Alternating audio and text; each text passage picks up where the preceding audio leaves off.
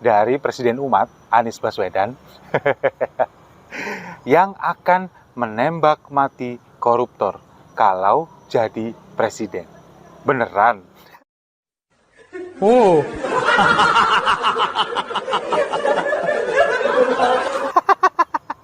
Atau jangan-jangan bakal nembak dirinya sendiri?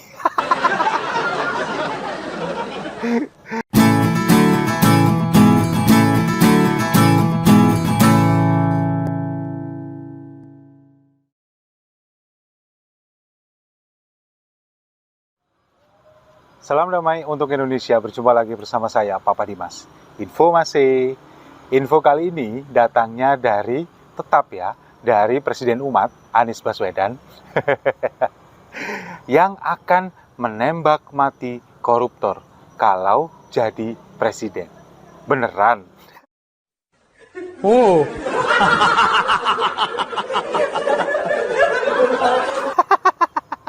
Atau jangan-jangan bakal nembak dirinya sendiri? Ya, jadi saya mengambil tema ini karena tadi pagi sempat baca-baca di Twitter. Ini ada unggahan tentang artikel di sebuah media bernama Gelora.co. Mungkin kalau pemirsa Siwo TV sebagian besar mungkin sudah ada yang tahu ya.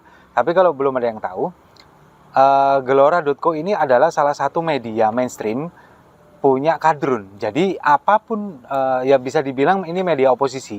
Jadi apapun yang dimuat di sana ini memang selalu menyudutkan pemerintah, kemudian juga selalu mengalu-alukan Anies Baswedan dan golongannya. Nah, di media Gelora.co ini ada memuat sebuah artikel, ada sebuah opini dari Syahganda Nainggolan. Mungkin beberapa sudah tahu ya.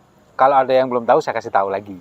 Syahganda Nainggolan ini adalah salah satu anggota dari kami, Koalisi Aksi Menyelamatkan Indonesia.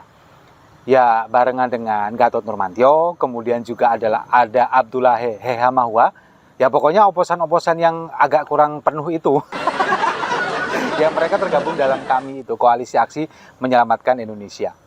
Jadi di awal tulisannya Syahganda ini yang berjudul Anies, Agenda Perubahan dan Tembak Mati Koruptor. Jadi judulnya itu. Nah awalnya ini memang mengkritisi tentang turunnya indeks persepsi korupsi atau IPK dari KPK yang turun dari angka 48 menjadi 44 dari 100. Nah, padahal di era Presiden Jokowi, era Presiden SBY ini IPK-nya ini 20, kemudian dinaikkan menjadi 34. Nah, di era Presiden Jokowi ini sempat naik di 38, kemudian turun lagi menjadi 34 sekarang.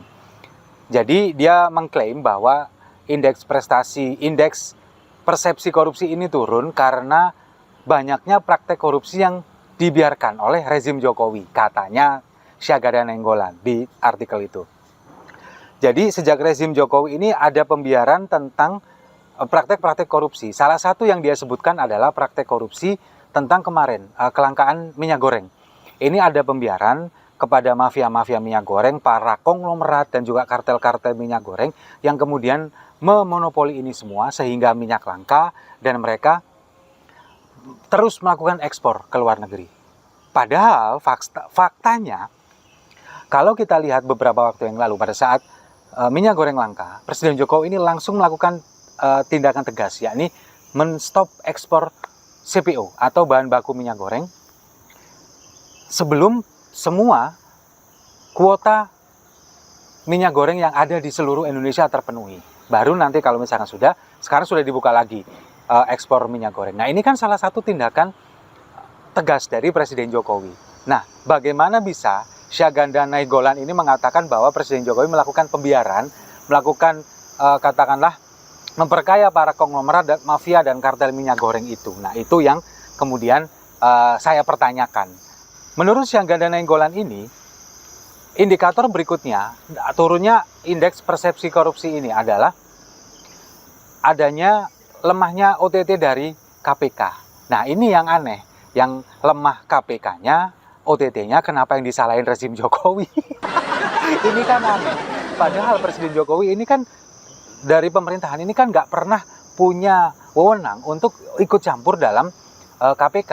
Seperti yang kemarin terjadi, yang diceritakan oleh Mahfud MD bahwa KPK ini selalu konsultasi kepada pemerintah dan kemudian juga curhat kemarin susah untuk mengungkap kasus Formula E karena ada sentilan tentang penjagalan politik Anies Baswedan. Padahal sebetulnya pemerintah ini tidak pernah mengurusi itu. Ya kalau misalkan memang bersalah, silakan ditindak. Jangan konsultasi dulu dengan pemerintah. Pemerintah nggak ada ikut campur dengan hal itu gitu loh. Jadi ini yang kemudian saya pertanyakan kepada Syanggana Nainggolan. Kenapa di saat KPK nggak bertaring, Presiden atau rezim Jokowi ini yang selalu disalahin sama Syanggana Nainggolan. Lalu yang ketiga, ini ada indikator tentang KKN, korupsi, kolusi, dan nepotisme yang sudah dihapuskan oleh semenjak zaman Orde Baru berakhir, dihapuskan. Nah, dia menyoroti khususnya naiknya harta kekayaan dari anak-anak Presiden Jokowi. Ini juga aneh juga. Ya karena kalau kita melihat anak-anak Presiden Jokowi, baik Kaisang maupun Gibran, kecuali Kahiyang ya, mereka ini kan punya bisnis kuliner terutama, ada catering, kemudian juga makanan-makanan ringan, semuanya berbasis UMKM yang kemudian mereka bisa semakin berkembang karena diberlakukan dengan sistem franchise. Itu yang kemudian membuat mereka, meskipun ini usaha UMKM, tapi berkembang pesat. Dan anak-anak Presiden Jokowi ini juga memiliki beberapa usaha startup yang mungkin kalau menurut saya orang-orang yang berpikiran seperti Syanggana Nainggolan nggak akan nyampe ke sana. Ya iya dong, anak Presiden Jokowi ini kan anak-anak muda, mereka adalah anak-anak milenial, anak-anak zaman now yang memang pergerakan bisnisnya ini juga menyesuaikan dengan zamannya. Jadi kalau misalkan mereka tidak, katakanlah nggak kentara atau nggak kelihatan jualan apa, tahu-tahu harta kekayaannya meningkat, ya karena mereka bisnis startup yang kemungkinan seperti saya bilang tadi, otaknya dari Syanggana Nainggolan ini nggak nyampe ke sana. Ini karena anak muda, milenial mereka ini. Wajar kalau misalkan bisnisnya kemudian digitalisasi, kemudian menghasilkan banyak cuan, ini wajar. Mereka anak-anak Jokowi loh, emangnya anak Pepo yang nganggur aja bisa jalan-jalan ke luar negeri. Bukan, mereka nggak pernah mengandalkan kekayaan atau jabatan dari ayahnya, apalagi mengandalkan uang dari hasil proyek mangkrak. nggak pernah. Nah, ini kan juga sempat kemudian dilaporkan oleh seseorang yang bernama Ubaidillah Badrun yang melaporkan ke KPK bahwa harta kekayaan anak Presiden Jokowi ini harus ditelusuri, kok bisa meningkat sepesat itu. Tapi kemudian kan oleh KPK kasus ini juga nggak akan ditelusuri lebih lanjut karena memang nggak ada indikasi korupsi ke sana. Itu loh. Ini yang mungkin membuat orang-orang dari oposan ini kemudian, kalau orang Jawa bilang bededek gitu ya, mangkel gitu, kok nggak tersentuh hukum sih ya. Sekarang memang mau tersentuh hukum gimana, orang memang nggak ada indikasi pelanggaran hukum ya kan, nggak mungkin ini bisa terjadi seperti sampai sekarang juga nggak ada tindak lanjutnya karena memang nggak ada melanggar hukum di sana. Nah kemudian kalau menurut saya yang lebih greget lagi dari pernyataan dari Syanggana Nainggolan di tulisannya di artikel ini adalah di bagian akhir yang mengatakan bahwa di saat nanti Anies menjadi presiden, maka penindakan korupsi ini akan semakin gencar. Nah ini yang bikin saya geli, kepingin ketawa ngakak gitu. Dia mengatakan sejak adanya koalisi perubahan yang dibawa ke kepemimpinan Anies, ingat ya, dibawa ke kepemimpinan Anies Baswedan, ini terpecah menjadi dua kubu sekarang ini di politik kita. Ada kubu yang ingin mempertahankan kekuasaan rezim, ini adalah kubunya Jokowi, kata Syanggana Nainggolan. Kemudian ada kubu perubahan yang ingin merubah ini semua, merubah keadaan ini menjadi lebih baik katanya. Padahal kalau kita lihat sekarang kenyataannya, Indonesia sedang baik-baik saja. Indonesia sudah ada di track yang benar. Semuanya serba baik-baik saja. Apalagi kalau kita melihat bagaimana perjuangan Presiden Jokowi melawan Uni Eropa yang ingin menjajah ke negara kita secara ekonomi, baik melalui ekspor biji mentah dan lain-lainnya, ini yang harus kita apresiasi. Nah kalau misalkan ini ingin dirubah, otomatis kita akan kembali ke zaman dulu, kembali menjadi negara yang dijajah oleh Uni Eropa, terutama dari penjualan ekspor biji mentah. Nah, ini yang kemungkinan kalau misalkan ini diteruskan nanti setelah era Presiden Jokowi, kemudian diteruskan oleh penerusnya yang ingin melawan Uni Eropa ini, kemungkinan orang-orang seperti Syahganda Nainggolan dan kawan-kawan oposan dan Anies Baswedan ini yang akan dimanfaatkan oleh konglomerat-konglomerat yang ada di sini, yang nggak ingin mereka ini Indonesia menjadi makmur, nggak ingin Indonesia menjadi maju, ingin ekspor, ekspor dan ekspor. Karena apa? Karena mereka akan mendapat keuntungan di sana. Jadi kalau menurut saya ini justru kebalikannya, apa yang dikatakan Syahganda Nainggolan justru sebetulnya adalah menampol atau menampar muka mereka sendiri, kelompok mereka sendiri.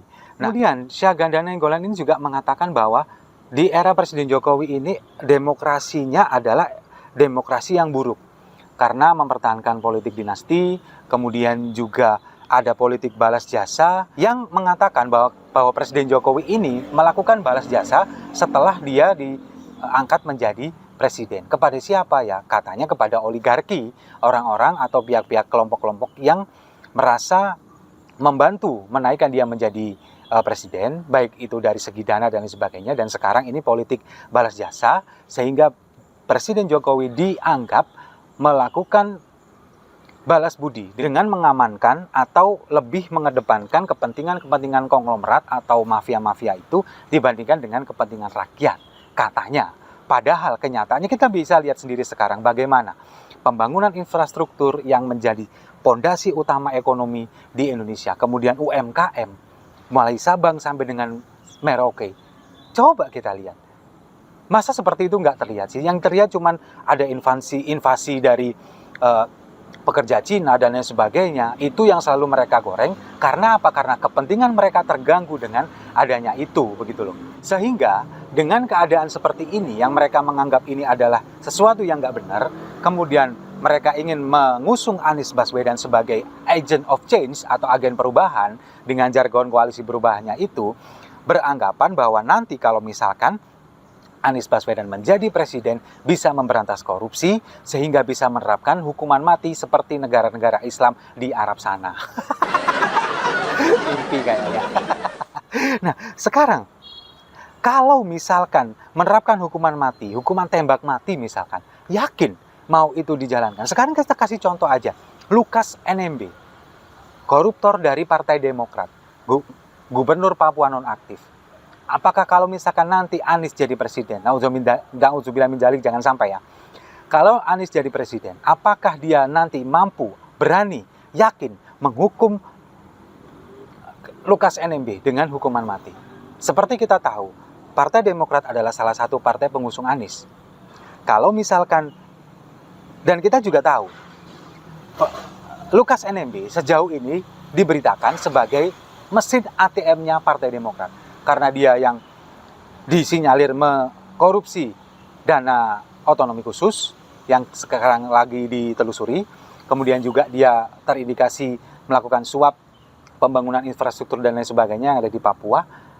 Yang kemudian ada kemungkinan bau-bau dananya ini mengalir ke Partai Demokrat.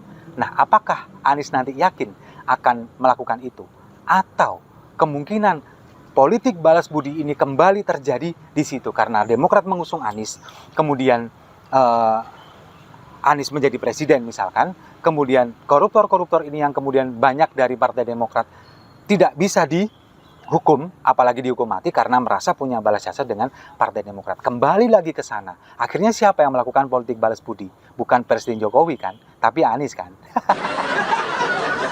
Atau kemungkinan kalau misalkan nanti terbukti beberapa kasus korupsi yang menyeret nama Anies Baswedan seperti kasus pembelian tanah untuk membangun rumah DP 0, kemudian Formula E, kemudian juga Bansos DKI yang kira-kira semuanya menyeret Anies Baswedan. Dan kalau misalkan nanti Anies menjadi tersangka, apakah dia nanti akan menghukum mati koruptor itu? Dengan artian apakah dia nanti akan menghukum mati atau menembak mati dirinya sendiri? Apa yakin Anies akan melakukan itu? Kalau saya rasa sih enggak mungkin terjadi. Karena apa? Ya karena memang pada akhirnya di pendaftaran bakal calon presiden kayaknya memang nggak bakal ada nama Anies Baswedan. Meskipun sekarang sudah memenuhi presidensial threshold 20% karena sudah diusung oleh 3 partai, Nasdem, Demokrat, dan juga PKS. Tapi sepertinya kita lihat Nasdem juga semakin ragu-ragu dengan mencalonkan Anies Baswedan. Dan kita lihat saja nanti di bulan September atau Oktober pendaftaran apakah ada nama Anies Baswedan di sana. Kalau menurut saya sih nggak bakal ada. Setuju ya? Saya rasa itu. Terima kasih sudah menyimak. Jangan lupa like, komen, dan subscribe. Sampai jumpa di video-video saya selanjutnya. Salam damai untuk Indonesia.